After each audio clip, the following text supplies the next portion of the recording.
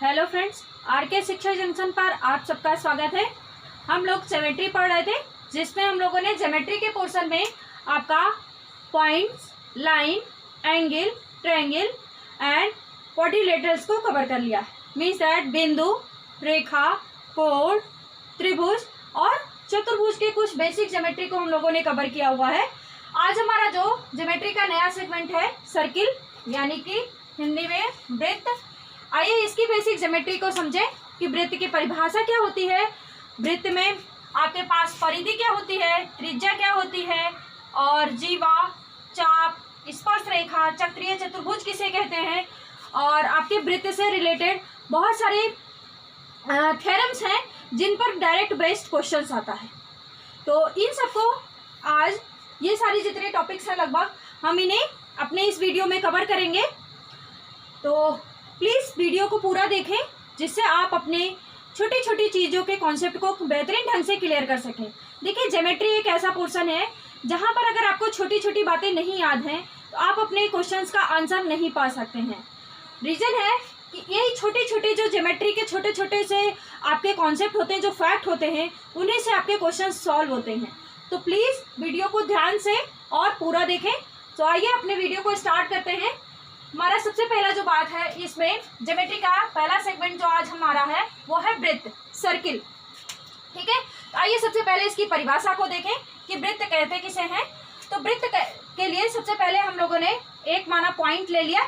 ठीक है, इस पॉइंट से एक निश्चित दूरी पर, नियत दूरी पर, ठीक है, फिर से बात को सुनिए, एक कोई केंद्र बिंदु हमने ले लिया है, एक कोई पॉइंट ले लिया, अभी बाद में इसको सेंटर कहेंगे। एक निश्चित दूरी पर, नियत दूरी पर गतिशील बिंदुओं के, नियत दूरी पर चारों तरफ, ठीक है, चारों तरफ गतिशील बिंदुओं के बिंदु पथ को, ठीक है, क्या है, गतिशील बिंदुओं के बिंदु पथ को आपस में मिलाने पर क्या होता है, वृत्त का निर्माण होता है, यानी वृत्त बनता है।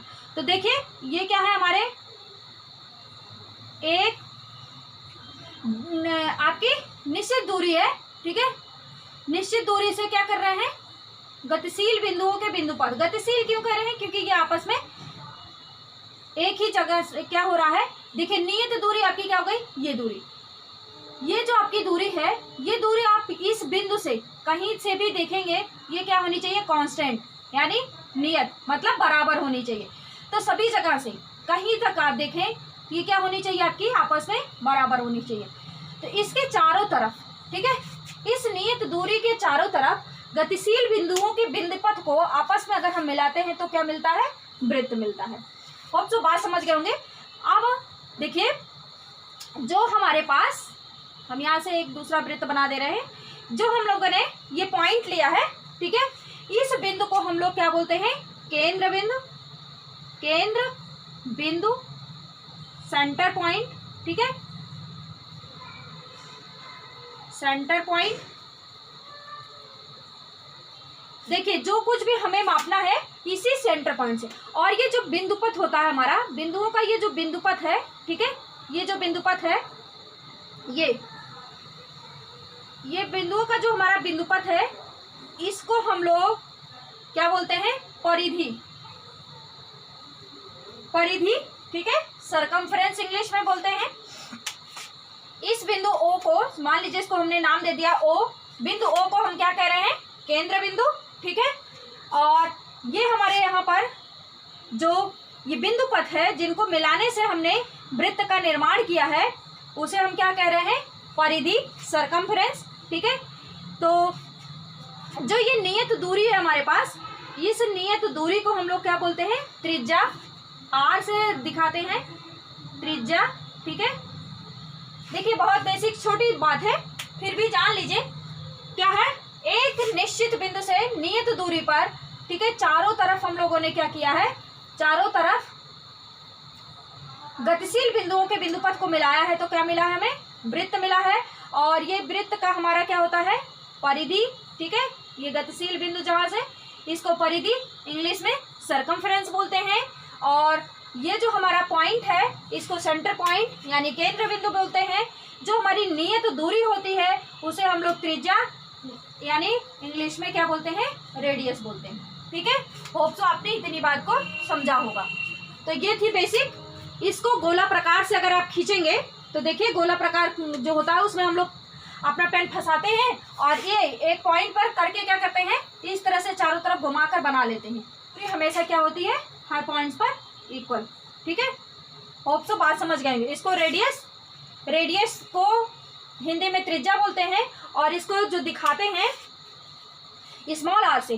परिधि जो होती है, परिधि सरकमफ्रेंस होती है आपके पास 2 पाई आर। पाई हमारा क्या है, पाई हमारा रेडियन है। ठीक है, तो परिधि निकालने का जो फार्मूला होता है वो 2 पाई आर होता है। फिलहाल हम लोग जहाँ पर क्षेत्रफल निकालेंगे, ठीक है, त्रिभुज का क्षेत्रफल, वर्ग, आयत और अपना वृत्त का क्षेत्रफल, वहां पर फिर से इन सारे फॉर्मूलों को डिस्कस करेंगे। परिधि क्या होती है, आपका क्षेत्रफल, वृत्त का क्षेत्रफल क्या होता है, वृत्त की परिधि क्या होती है, वहां पर हम लोग इस फॉर्मूले का डिस्कस करेंगे। यहाँ पर हमें फॉर्मूले से विशेष काम नहीं है। ठीक है, नेक्स्ट आइए जीवा की बात करते हैं। जैसे ये हमारे पास कोई वृत्त है, ठीक है, ऑप्शन दिखाई दे रहा होगा, ये हमारे पास कोई वृत्त है। तो इस वृत्त के परिधि पर अगर हमने कोई चाप लगाया, ठीक है, पहले आइए चाप ही जान ले क्या होता है। देखिए ये क्या है, हमारे पास केंद्र बिंदु है, ठीक है, और ये हमारे पास क्या है, त्रिज्या। ठीक है, ये हमारे पास सेंटर पॉइंट है और ये हमारे पास रेडियस यानी त्रिज्या है।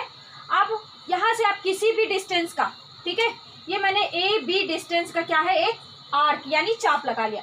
चाप का मतलब क्या होता है, आप किसी भी वृत्त के परिधि पर किसी भी छोटे से दूरी को क्या कर लीजिए, मार्क कर लीजिए, कट कर लीजिए, वो आपकी क्या कहलाती है, चाप कहलाती है। ये हमारा क्या है, चाप।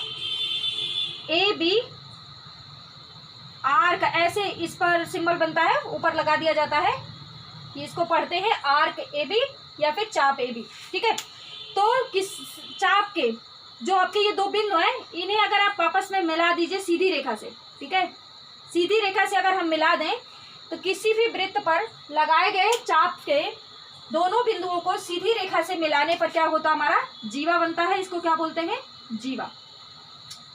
इंग्लिश में कॉर्ड, इंग्लिश में क्या बोलते हैं, कॉर्ड।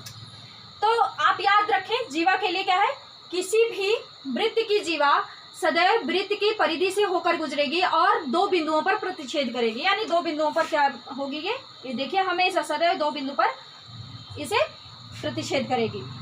तो अब बात कर लें जीवा के बाद, यहाँ पर हमने शायद व्यास नहीं लिखा है, आइए व्यास बता दें। व्यास क्या होता है, जब आपकी कोई जीवा, ठीक है, ये देखिए, ये क्या था, केंद्र बिंदु ओ था, जब आपकी जीवा केंद्र बिंदु ओ से होकर गुजरे, ठीक है, केंद्र बिंदु से होकर गुजरे, ये भी जीवा ही है, ये भी एक जीवा है। जब आपकी जीवा केंद्र बिंदु ओ से होकर गुजरे तो ये जीवा आपकी क्या कहलाती है, व्यास। ठीक है, व्यास कहलाती है, डायमीटर। तो व्यास जो होता है वो देखिए, इधर से यहाँ तक की दूरी क्या हो गई, आर, एक त्रिज्या हो गई, और यहाँ से यहाँ तक की दूरी क्या हो गई, त्रिज्या हो गई। ठीक है, तो व्यास जो होता है आपका वो 2 × r। देखिए एक आर इधर है, एक आर इधर है, आपके पास कितना हो गया, 2r। तो व्यास क्या होता है, फिर से व्यास की डेफिनेशन सुन लीजिए। ऐसी जीवा जो आपकी केंद्र बिंदु से होकर गुजरे वो आपकी व्यास कहलाती है। व्यास त्रिज्या की क्या होती है, 2 गुना होती है। ठीक है, व्यास त्रिज्या की क्या होती है, 2 गुना होती है। आप होप तो यहाँ पर बात समझ गए होंगे। जीवा क्या होती है, चाप क्या होता है और व्यास क्या होता है। नेक्स्ट हमारे पास क्या है, स्पर्श रेखा। स्पर्श रेखा, आइए देखिए क्या करते हैं। जब हमारे पास कोई ऐसी रेखा जब वृत्त को सिर्फ और सिर्फ एक बिंदुओं से छू कर गुजरे, याद रखें, कट ना करें। जब ऐसी रेखा जब वृत्त के किसी एक बिंदु से होकर गुजरे, वृत्त के किसी एक बिंदु से होकर गुजरे, तो उसे हम लोग क्या बोलते हैं, स्पर्श रेखा बोलते हैं, टेंजेंट लाइन। देखिए, माना ये हमारे पास कोई लाइन PQ है, ये PQ, और वृत्त के परिधि पर बिंदु मान लीजिए हमारे पास E पर कट कर रहा है, टच कर रहा है, सॉरी नॉट कट, टच कर रहा है, सिर्फ टच करना होता। टच करना क्या होता है, जैसे देख लीजिए सपोज दैट हमारा हाथ ये क्या है, एक वृत्त है, ठीक है। ये अब इस वृत्त से ये हमारी कोई एक रेखा है, देखिए ऐसे सिर्फ होकर गुजरे, इस पर बस छू कर किसी एक पॉइंट पर छू कर गुजरे तो हमारी क्या कहलाएगी, स्पर्श रेखा। और जब इसके बीच से गुजरे, देखिए मान लीजिए ये वृत्त है, ये हम आपके पास क्या है, वृत्त है, और इसके बीच से होकर गुजरे तो ये क्या कहलाएगी, जीवा। या और जीवा अगर इसको यहाँ तक, तो देखिए क्या कर रहा है, ये आपके पास एक ही पॉइंट से ऐसी रेखा जो वृत्त के परिधि को किसी एक बिंदु पर छुए या स्पर्श करे उसे क्या बोलते हैं, स्पर्श रेखा। स्पर्श रेखा। आइए वृत्त खंड की बात करें। देखिए हमारे पास चक्रीय चतुर्भुज अभी थोड़ा लास्ट में बात इसको डिस्कस करते हैं, ठीक है। पहले वृत्त खंड की बात कर लें और अंश माप की बात कर लें। अंश माप, ठीक है। तो देखिए जैसे हमने क्या किया है, ये एक जीवा खींच रखा है, ठीक है, ये हमारी क्या है, एक जीवा है, ठीक है, ये जीवा है। अब इस जीवा से देखिए जीवा ने क्या किया है, वृत्त को दो खंडों में विभाजित किया। आइए देखिए यहाँ थोड़ा हम बाहर फिगर बना के दिखा दे रहे हैं। ये हमारे पास क्या है, एक जीवा ए बी है, एक जीवा आपकी क्या है, ए बी है। तो इसने वृत्त को दो भागों में विभाजित कर दिया। आपके पास देखिए ये दो भागों में क्या किया, वृत्त को विभाजित कर दिया। अब दो भागों में अगर इसको हम लोग देखिए तो एक छोटा भाग है, एक बड़ा भाग है, तो इसको वृत्त खंड बोलते हैं, ठीक है, इसे वृत्त खंड बोलते हैं। और जो भाग छोटा है उसे लघु वृत्त खंड बोलते हैं, उसे लघु वृत्त खंड बोलते हैं। और जो भाग आपका बड़ा है उसे हम लोग दीर्घ वृत्त खंड बोलते हैं, वृत्त खंड, ठीक है, दीर्घ वृत्त खंड बोलते हैं। तो दो भागों में, और जब ये आधा आधा, यही जीवा हमने कहा जब केंद्र से होकर गुजरे तो दो बराबर भागों में आपके वृत्त को विभाजित करे तो ये क्या होता है, अर्धवृत्त कहलाता है। अर्धवृत्त, हाफ सर्किल, ठीक है, अर्धवृत्त हाफ सर्किल। होप सो आपने इतनी बात समझी होगी, हाफ सर्किल। आइए अब बात कर लें वृत्त खंड के बाद अंश माप की बात कर लें, ठीक है। देखिए ये हमारे पास एक वृत्त है, ठीक है, ये क्या है, केंद्र है, ठीक। केंद्र से परिधि पर कहीं भी मिलाएंगे तो आप इसको क्या बोलते हैं, त्रिज्या।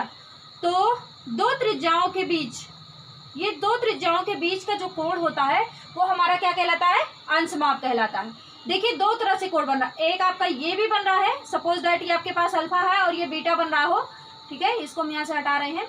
सपोज दैट ओ हमारा केंद्र है, केंद्र से परिधि पर मिलाएंगे तो ये क्या कहलाती है, त्रिज्या कहलाती है, ठीक।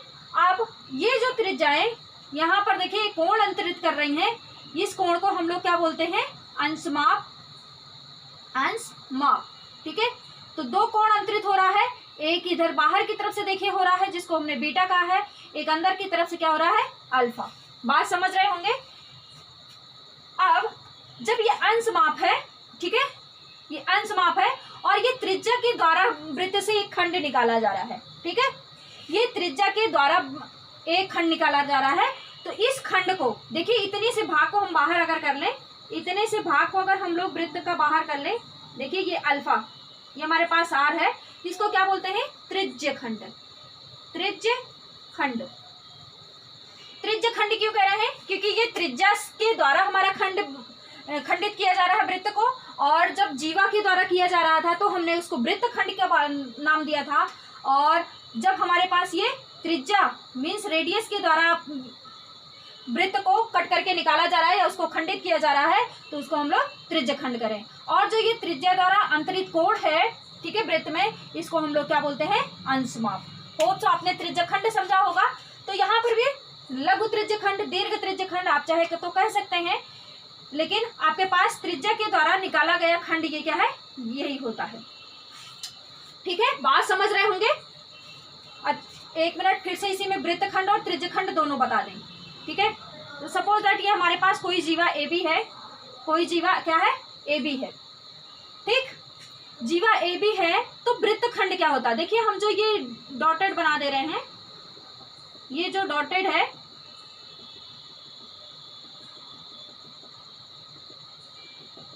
ये हमारे पास वृत्त खंड है, ये हमारे पास क्या है, वृत्त खंड। कौन सा वृत्त खंड, लघु वृत्त खंड, इसको लघु लिख लीजिए, लघु वृत्त खंड।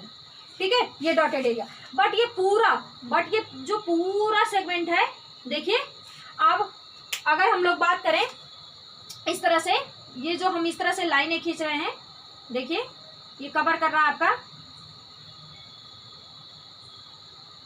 ये पूरा एरिया हमारा क्या कहलाता है, ये हमारा त्रिज्यखंड कहलाएगा। ये एरिया पूरा क्या कहलाएगा, त्रिज्यखंड। आइए अब हम लोग बात कर लें चक्रीय चतुर्भुज की, सॉरी ऐसा चतुर्भुज, क्वाड्रिलेटरस मींस चतुर्भुज, ऐसा चतुर्भुज जिसके चारों शीर्ष आपके किसी त्रिभुज के, सॉरी ऐसा चतुर्भुज जिसके चारों शीर्ष आपके वृत्त के परिधि पर मिलते हों, वो आपके कैसे चतुर्भुज कहलाएंगे, ए बी सी डी। आपका ये ऐसा चतुर्भुज है, चक्रीय चतुर्भुज, फिर से सुन लीजिए, ऐसे चतुर्भुज को हम लोग चक्रीय चतुर्भुज कहते हैं जिसके चारों शीर्ष वृत्त की परिधि पर मिलते हों, वो आपके चक्रीय चतुर्भुज कहलाते हैं। ठीक है, या फिर दूसरी लैंग्वेज में बोले कि चतुर्भुज के चारों शीर्षों से होकर जाने वाला कोई वृत्त, अगर कोई वृत्त गुजरता है तो आपका जो ये चतुर्भुज है, चतुर्भुज ए बी सी डी, इसको क्या बोलेंगे, चक्रीय चतुर्भुज, साइक्लिक क्वाड्रिलेटरल्स, चक्रीय चतुर्भुज। ठीक है, अब एक गलती का आप लोग कर लेते हैं कभी कभी चक्रीय चतुर्भुज समझने में। आइए उसको हम बता दें कहाँ गलती करते हैं। जैसे हमारे पास सपोज दैट ये एक वृत्त है, ठीक है, और ये हमारा क्या है, व्यास, ये वृत्त का व्यास है। अब यहाँ से भी एक चतुर्भुज बन सकता है, ठीक है, यहाँ से भी चतुर्भुज बन सकता है। तो आप गलती ना करें, ये देखिए यह भी आपका क्या है, एक चक्रीय चतुर्भुज है। देखिए हम इसकी प्रवृत्ति समझा रहे हैं।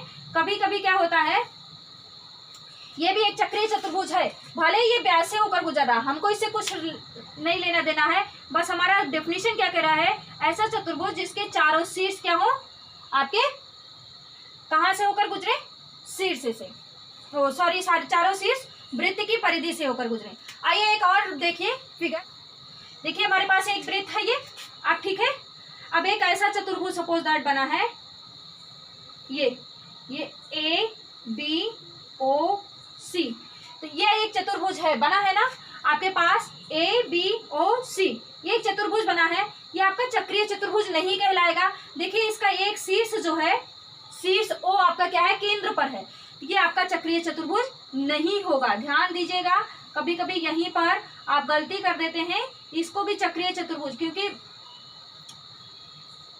जब भी आपको वृत्त में दिख जाए कि ये चक्रीय चतुर्भुज नहीं है। याद रखें, क्या कहता है हमारा चक्रीय चतुर्भुज की परिभाषा, कि चारों शीर्ष क्या होने चाहिए, परिधि पर होने चाहिए, पर इसका एक शीर्ष कहाँ है, केंद्र पर है, तो ये आपका चक्रीय चतुर्भुज नहीं है। ऐसा अगर कोई चतुर्भुज दिखाई देता है जिसका कोई भी एक शीर्ष अगर परिधि पर नहीं है, तो आपका चक्रीय चतुर्भुज नहीं होगा। होप सो आप ऐसी गलती नहीं करिएगा। आइए चक्रीय चतुर्भुज से रिलेटेड कुछ और बातें कर लें। तो देखिए अब इसमें क्या है, चक्रीय चतुर्भुज के आमने सामने के कोणों का योग, जैसे ए के सामने का कोण क्या है, कोण सी है, कोण ए प्लस कोण सी इक्वल टू 180 डिग्री होगा, ठीक है, और कोण डी प्लस कोण बी इक्वल टू भी आपका क्या होगा, 180 होगा। तो चक्रीय चतुर्भुज के आमने सामने के कोणों का योग आपके पास क्या होता है, 180 डिग्री होता है। सपोज दैट अगर हमारे पास ये एंगल थीटा है और इसको हम बाहर की तरफ मिलाएं, ठीक है, इसको अगर हम लोग बाहर की तरफ मिलाएं तो ये इसका एकांतर कोण कहलाता है, ठीक है, ये भी आपका क्या होगा, एंगल थीटा होगा। देखिए कैसे हो जाएगा, ये एंगल आपका थीटा है और ये इसको हमने बाहर की तरफ, इस भुजा ए बी को क्या किया है, बाहर की तरफ बढ़ा लिया है, तो ये हो जाएगा क्या, ये थीटा है, हमने कहा कि angle D plus B equal to 180 degree हो जाएगा। तो हमने D equal to angle theta ले लिया है और एंगल आपके पास बी जो भी है, तो एंगल बी क्या निकलेगा, एंगल बी इक्वल टू निकलेगा 180 माइनस थीटा, ठीक है। अब ये देखिए क्या है, आप जानते हैं किसी भी ऋजु कोण का डेफिनेशन, तो यहाँ पर एक क्या बनेगा, ये एक ऋजु कोण बनेगा, ठीक है। अब एंगल बी क्या है, ये 180 माइनस थीटा डिग्री है और ये आपका क्या हो जाएगा, ये कब पॉसिबल है, जब ये एंगल थीटा हो और ये क्या हो जाएगा तब 180 माइनस थीटा। फिर से बात समझ लीजिए, देखिए क्या कह रहे हैं, ऋजु कोण क्या होता है 180, किसी भी एक सरल रेखा पर बना कोण आपका क्या होता है, ऋजु कोण कहलाता है और उसका मान क्या होता है 180 डिग्री। ठीक है, ये 180 डिग्री होता है। आइए यहाँ पर बात करें, ये ए बी भुजा को हमने आपके पास ई तक बढ़ा लिया। ठीक है, ए बी भुजा को जब हमने ई तक बढ़ाया तो हमारे पास देखिए ये कोण अगर हमारे पास थीटा है तो हम कह रहे हैं यह भी हमारे पास थीटा होगा। कैसे होगा, हमने कहा कि आमने किसी भी चक्रीय चतुर्भुज के आमने सामने के कोणों का योग क्या होता है 180 डिग्री होता है। ये अगर थीटा है तो ये क्या हो जाएगा, देखिए यहाँ से देखें, अगर एंगल डी इक्वल टू हम थीटा मान रहे हैं तो एंगल बी क्या हो जाएगा, थीटा प्लस एंगल बी। ठीक है, theta plus angle B equal to क्या हो जाएगा 180 डिग्री। इस थीटा को उधर भेजेंगे, एंगल बी इक्वल टू क्या हो जाएगा 180 माइनस थीटा डिग्री। ठीक है, तो एंगल बी हमारे पास क्या है, ये है, क्या हो जाएगा 180 माइनस थीटा डिग्री। ठीक है, अब आप ऋजु कोण से जानते हैं कि जब ये 180 माइनस थीटा है तो इसका मतलब ये एंगल कितना होगा हमारे पास, ये थीटा होगा, क्योंकि टोटल क्या होता है, टोटल क्या होता है, ये 180 डिग्री होता है। होप सो आप बात को यहाँ पर समझे होंगे। आइए छेदक रेखा की बात कर लें, छेदक या प्रतिच्छेदी रेखा। ठीक है, इंटरसेक्ट लाइन एस, अगर माना हमारे पास ये क्या है, एक वृत्त है और इसको कोई लाइन कट करके क्या कर रही है, निकल रही, लाइन ए बी, ये क्या हो जाएगी छेदक रेखा। देखिए ये दो बिंदुओं पर, तो सबसे पहली बात, कोई भी छेदक या प्रतिच्छेदी रेखा इंटरसेक्टिंग लाइन, कोई भी इंटरसेक्ट लाइन किसी भी वृत्त को अधिकतम दो बिंदुओं पर ही कट कर सकती है, अधिकतम दो बिंदुओं पर ही आपके कट कर सकती है। और इस तरह से हम लोग असंख्य छेदक रेखाएं किसी भी वृत्त में खींच सकते हैं। ठीक है, ये कैसी रेखा हो गई, छेदक रेखा या प्रतिच्छेदी रेखा, दोनों बातें लिख सकते हैं, या इंटरसेक्टिंग लाइन इंग्लिश में बोलते हैं। लेकिन जीवा जो होती है, अब जीवा और छेदक रेखा में अंतर देख लीजिए। जीवा क्या होती है, ये दो जो आप चाप लगाते हैं, दो चाप को सीधी रेखा से मिलाने वाली दूरी होती है। हालांकि अगर इन दो बिंदुओं के बीच की दूरी की बात करेंगे तो वह भी जीवा ही होगी, वह भी जीवा ही होगी, लेकिन जीवा हमारी इससे बाहर नहीं खींची जाती है, इससे बाहर नहीं खींची जाती है। जीवा के लिए क्या कहा जाता है आपके पास कि दो चाप के को अगर किसी सीधी रेखा से मिला दिया जाए तो आपकी जीवा बनती है। ठीक है, तो ये आपके पास माना यहाँ पर ई एफ कोई है। ठीक है, अब बात करते हैं स्पर्श रेखा की।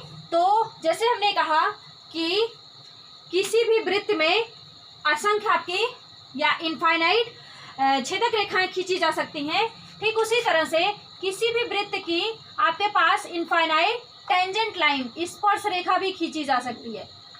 क्या खींची जा सकती है, स्पर्श रेखा, स्पर्श रेखा। देखिए कैसे खींची जा सकती है, जैसे अभी हम यहाँ से खींच दें, ये गई, सॉरी ये कट कर गया आपके पास, ये गया, फिर कुछ ऐसा खींच दीजिए, आप जितना खींच सकें खींच लीजिए, जितना खींच सकें उतनी आप खींच सकते हैं। ये तो हम कुछ गिनी चुनी लाइनें दिखा रहे हैं, कहने का मतलब है आपकी असंख्य स्पर्श रेखाएं हो सकती हैं। ये सब क्या है, ये सब स्पर्श रेखा है, ये सब आपकी स्पर्श रेखा है, स्पर्श रेखा है। जितना आप खींच सकें उतनी आप स्पर्श रेखाएं खींच सकते हैं। ये भी क्या है, स्पर्श रेखा ही है। ठीक है, तो किसी भी वृत्त से आप अनंत छेदक रेखाएं खींच सकते हैं और अनंत स्पर्श रेखाएं खींच सकते हैं। एक पॉइंट रह गया, एकांतर वृत्तखंड देख लीजिए क्या होता है वृत्त। तो अगर हमारे पास ये कोई क्या है, वृत्त है, ठीक है, ये हमारे पास कोई वृत्त और ये कोई हमारी छेदक रेखा है, ये जिस पॉइंट पर छेदक रेखा कट, यहाँ से हम लोग क्या खींच दें, एक स्पर्श रेखा खींचें। ठीक है, ये क्या है, हमारे पास सेंटर है ओ, तो ये जो हमारे पास कोण बनता है, देखिए ये हमारी क्या है, छेदक रेखा, प्रतिच्छेदी रेखा, जो भी आप इसको इंटरसेक्टिंग लाइन बोल सकते हैं, छेदक रेखा। ठीक है, ये आपके पास हुई, और ये क्या है, स्पर्श रेखा, स्पर्श रेखा। ये हमारे पास कोण अल्फा बन रहा है, ठीक, ये कोण हमारे पास क्या बनेगा, बीटा। याद रखिए यहाँ पर कोई गैप नहीं रहता, स्पर्श रेखा होती है, तो यहाँ पर कोण हमारे पास क्या बनेगा, बीटा। तो अल्फा, कोण अल्फा जो है का एकांतर वृत्तखंड कोण आपके पास क्या मिलेगा, वृत्तखंड कोण बीटा होगा। ठीक है, देखिए बात को समझिए, ये कोई हमारी छेदक रेखा है, जिस पॉइंट से कट कर रही है उसी पॉइंट पर हमने क्या ले लिया है, एक स्पर्श रेखा खींची है। तो ये स्पर्श रेखा अगर मानिए और छेदक रेखा के बीच का कोण आपके पास अल्फा है एक साइड का, ठीक है, दूसरी साइड का कोण अगर बीटा बन रहा है छेदक रेखा और स्पर्श रेखा के बीच का, तो कोण अल्फा का एकांतर वृत्तखंड कोण आपके पास क्या होगा, बीटा होगा। होप तो बात समझ गए होंगे। आइए अगले पॉइंट की बात करें, वृत्त की स्पर्श रेखा से संबंधित कुछ बात कर लें। आइए, ठीक है, तो हमने कहा था किसी भी वृत्त में आपकी infinite numbers of tangent line को खींच सकते हैं, ड्रॉ कर सकते हैं। कहने का मतलब है कि किसी भी वृत्त से आप अनंत स्पर्श रेखाएं खींच सकते हैं। ये तो एक वृत्त की बात थी। आइए दो अगर वृत्त हों तो हम लोग बात कर लें उनमें कॉमन स्पर्श रेखा कितनी खींची जा सकती है। अगर आपके वृत्त अंदर की तरफ, देखिए ये एक वृत्त है, अब इसके अंदर एक वृत्त अगर हम बना दें, एक सेकेंड, ये हमारे पास एक वृत्त है और इसके अंदर हमने देखिए एक वृत्त बनाया, ये किसी एक पॉइंट पर टच करे तो यहां से अगर कॉमन उभयनिष्ठ, जिसको इंग्लिश में सॉरी हिंदी में बोलते हैं और इंग्लिश में कॉमन उभयनिष्ठ स्पर्श रेखा, उभयनिष्ठ स्पर्श रेखा सिर्फ एक खींच सकते हैं। कब? जब हमारे पास इसका सेंटर यहाँ पे है और सपोज दैट इसका सेंटर यहाँ पे है, तो ऐसे वृत्त जो अंदर की तरफ से बने हुए हों, किसी एक बिंदु पर आपस में टच कर रहे हों, तो वहां से अगर हम लोग उभयनिष्ठ स्पर्श रेखा की बात करें तो सिर्फ और सिर्फ एक उभयनिष्ठ रेखा खींची जा सकती है। और बात करें अगर हमारे पास कोई वृत्त आपस में इस तरह से इंटरसेक्ट, किसी एक दो पॉइंट पर क्या कर रहे हो, कट कर रहे हो। अब यहाँ पर बात करें स्पर्श रेखा की, तो हम लोग देखिए इसको टच करते हुए इस तरह से एक स्पर्श रेखा खींची जा सकती है ये, और आप क्या कर सकते हैं, ये AB PQ, ये आप दो उभयनिष्ठ स्पर्श रेखाएं खींच सकते हैं। याद रखें उभयनिष्ठ कितनी, दो उभयनिष्ठ स्पर्श रेखा खींच सकते हैं। और ये आपकी पहली पोजीशन हुई, सपोज दैट ये दूसरी हुई। और अब बात कर लें कि अगर कोई दो वृत्त, ठीक है, बाहर की तरफ से सिर्फ टच कर रहे हो, इस तरह से देखिए, एक ये है और दूसरा इस तरह से टच कर रहा है, तो कितनी यहाँ पर दो स्पर्श रेखा खींच सकते हैं, दो उभयनिष्ठ स्पर्श रेखा। यहाँ पर सिर्फ एक उभयनिष्ठ स्पर्श रेखा पहली पोजीशन पे, दूसरी में, तीसरी पोजीशन जो हमने बनाई है यहाँ पर देखिए आप इस तरह से एक स्पर्श रेखा खींच सकते हैं कॉमन, एक इस तरह से कॉमन खींच सकते हैं, देखिए सॉरी ये इस तरह से, तो ये आपके पास AB स्पर्श रेखा हो गई, ये PQ हो गया, और एक आप इस तरह से स्पर्श रेखा उभयनिष्ठ खींच सकते हैं, ठीक है, RS मान लीजिए। तो कितनी, 3 उभयनिष्ठ स्पर्श रेखाएं खींच सकते हैं।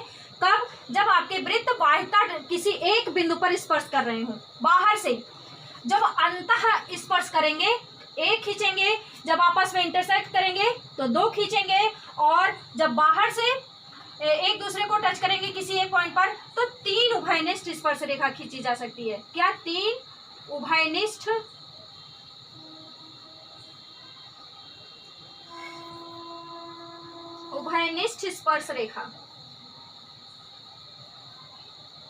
स्पर्श रेखा सॉरी, सपोज दैट, तो हमारे पास वृत्त है, ठीक है, ये आपस में एक दूसरे को कहीं भी टच नहीं कर रहे हैं।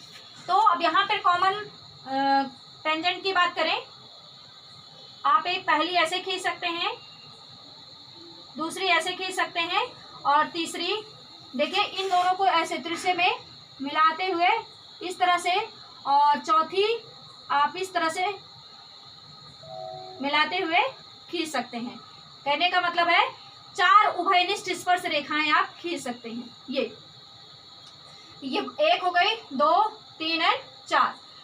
तो अगर आपके वृत्त बाहर से किसी डिस्टेंस पर हों, देखिए ये आपस में कहीं भी एक दूसरे को टच नहीं कर रहे हैं, ऐसी सिचुएशन में आप 4 उभयनिष्ठ स्पर्श रेखाएं खींच सकते हैं। ये तो थी आपकी स्पर्श रेखा से संबंधित बातें। इस तरह से ऑब्जेक्टिव क्वेश्चन बन जाता है कि जब कोई वृत्त, 2 वृत्त अंतः स्पर्श किसी एक बिंदु पर स्पर्श कर रहे हैं तो कितनी उभयनिष्ठ स्पर्श रेखा खींची जा सकती है। ठीक है, एक और यहाँ पर बात करें, देखिए यहाँ पर एक उभयनिष्ठ जीवा भी खींची जा सकती है। ये उभयनिष्ठ जीवा है, इसके बारे में भी जान लीजिए। उभयनिष्ठ जीवा, कॉर्ड, कॉमन कॉर्ड। जब 2 वृत्त आपस में किसी 2 पॉइंट पर इंटरसेक्ट कर रहे हो, आपस में एक दूसरे को कट कर रहे हो, ठीक है, तो उन इंटरसेक्टिंग पॉइंट को आपस में मिलाने पर एक उभयनिष्ठ जीवा बनती है। ठीक है, उभयनिष्ठ क्या बनती है? जीवा, कॉमन कॉर्ड। आइए वृत्त से संबंधित कुछ और ज्योमेट्री को सीखें हैं कि अगर हमारे पास कोई वृत्त है और उसमें 2 जीवाएं आपकी खींची जा रही हैं, ठीक है, 2 जीवाएं खींची जा रही हैं और वो किसी बिंदु आपके पास O पर कट कर रही हैं। देखिए जीवा AB और जीवा आपके पास क्या है? PQ है, सपोज दैट, और ये किसी एक बिंदु पर आपके क्या कर रही हैं? कट कर रही हैं, माना पॉइंट O पर कट कर रही हैं। इनसे बनने वाले त्रिभुज, ये देखिए, इनसे बनने वाले त्रिभुज आपके क्या होंगे? समरूप त्रिभुज कहलाएंगे। ठीक है, तो त्रिभुज AOP और त्रिभुज आपके पास OQB क्या होगा? समरूप त्रिभुज होगा, समरूप त्रिभुज। ठीक है, तो यहाँ पर देखिए एंगल आपके पास P, angle P equal to क्या हो जाएगा? एंगल B के। देखिए इसके लिए एक आपके पास थ्योरम होती है जो हम लोग कल डिस्कस करेंगे, मीन्स नेक्स्ट वीडियो में। तो देखिए अगर इसको क्या कर रहे हैं, एक यहाँ से मिला दें, ये हो गई आपकी क्या? जीवा। ठीक है, तो समान जीवा से परिधि पर बना कोण आपका समान होता है, ये हम लोग नेक्स्ट वीडियो में सीखेंगे। हालांकि बस आप इतना जाने, समरूप त्रिभुज होता है अगर अब आपके पास ये कोण और ये कोण, कोण भी इक्वल टू क्या हो जाएगा? कोण आपके पास P हो जाएगा। और अब ये हम हटा रहे हैं, देखिए ये आपस में क्या है? शीर्षाभिमुख कोण है। ठीक है, जो दोनों के लिए इक्वल हो जाएंगे। और अब यहाँ से बात करें कि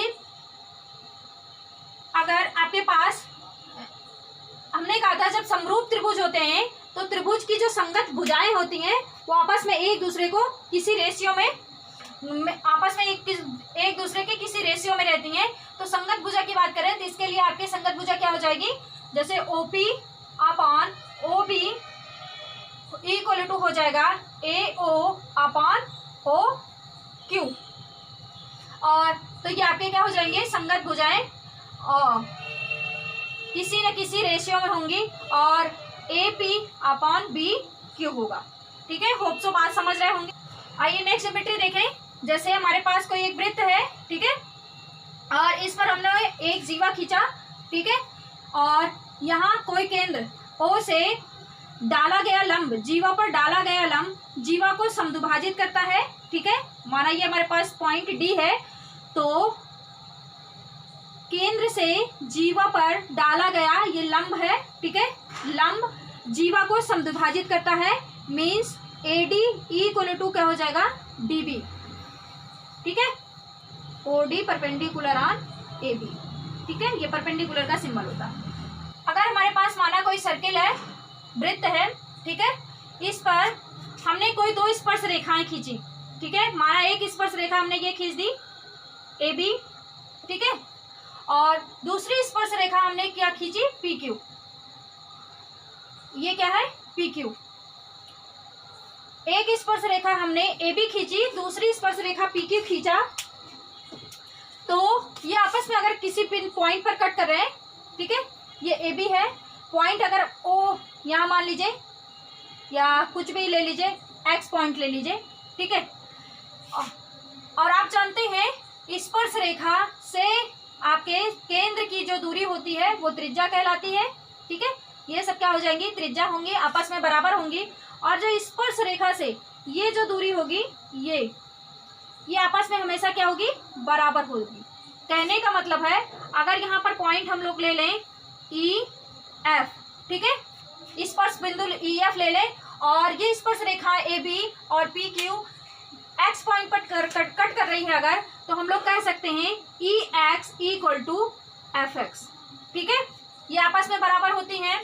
आइए देखिए नेक्स्ट प्रॉपर्टी हमारे पास क्या है, ये देखिए अगर हमारे पास क्या है, कोई एक वृत्त है, इस पर एक क्या कर रहे हैं, प्रतिच्छेदी रेखा खींच रहे हैं, ठीक है, एक प्रतिच्छेदी रेखा और एक स्पर्श रेखा, और ये हमारे पास क्या है, स्पर्श बिंदु है, ठीक है, ये सपोज दैट बी पॉइंट है पी ए, और तो यहाँ पर जो हमारे पास ये होता है, यहाँ पर जो हमारे पास ये होता है पी ए, ठीक है, पी ए मीन्स ये total distance into P B equal to क्या होता है, पी टी का होल स्क्वायर। ये स्पर्श बिंदु से इस प्रतिच्छेद बिंदु तक की दूरी का वर्ग के बराबर होता है। फिर से सुन ले क्या है, पी ए ये total distance into P B, ठीक है, ये जिन जिन बिंदुओं पर प्रतिच्छेद करता है, तो प्रतिच्छेद बिंदु से लेकर वृत्त के प्रतिच्छेद बिंदुओं तक की दूरी का गुणनफल इक्वल टू स्पर्श रेखा और प्रतिच्छेद बिंदु के बीच की दूरी के वर्ग के बराबर होता है। तो ये थी हमारी अगली प्रॉपर्टी। अगला जो बात कर रहे थे यहाँ पर हम लोग उसको डिस्कस कर ले रहे हैं। माना हमारे पास क्या है, कोई एक वृत्त है, इससे जाते हुए हमने क्या किया, स्पर्श रेखा खींची है और ये वृत्त का क्या है, केंद्र है, ठीक है, केंद्र। तो स्पर्श रेखा से वृत्त के केंद्र स्पर्श पॉइंट से वृत्त के केंद्र को मिलाने वाली जो ये रेखा होती है, ये सदैव त्रिज्या के बराबर और क्या होती है, स्पर्श रेखा पर लंब होती है। सदैव त्रिज्या के बराबर और स्पर्श रेखा पर क्या होती है, लंब होती है। लेकिन याद रहे ये केंद्र से स्पर्श बिंदु पर मिलाने वाली, स्पर्श बिंदु अगर हमारे पास क्या है, टी है, ठीक है, अगर ए बी हमारे पास क्या है, कोई स्पर्श रेखा है O T perpendicular on A B, ठीक है, बात समझ रहे हैं। और ये दूरी क्या होगी, हमेशा स्पर्श बिंदु से केंद्र तक की दूरी क्या कहलाएगी, हमेशा त्रिज्या के बराबर होगी। ये तो थी हमारी बेसिक सी कुछ वृत्त से लेकर ज्योमेट्री, जिसमें हम लोगों ने क्या सीखा, वृत्त की परिभाषा, त्रिज्या, परिधि, जीवा और वृत्तखंड, ठीक है, वहां पर चक्रीय चतुर्भुज सीखा, त्रिज्य खंड सीखा और वृत्त से रिलेटेड काफी हम लोगों ने प्रॉपर्टी को देखा।